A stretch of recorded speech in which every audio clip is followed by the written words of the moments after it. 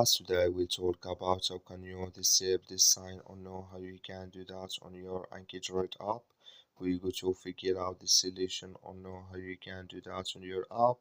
So you just follow this ways, then it's going to work with you. So all you have to do, you just go here above this sign, click on it. When you just click on it here, it's going to show for you a list like this here. Then all you have to do now, just click on settings. When you just click here on settings, it's going to take you to this list. It's going to show for you like this here.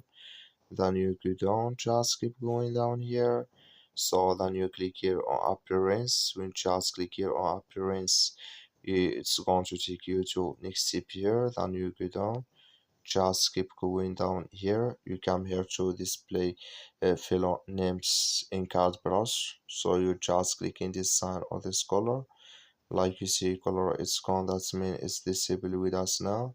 That's all you have to do. Thank you for watching. Don't forget to support us by liking, subscribe.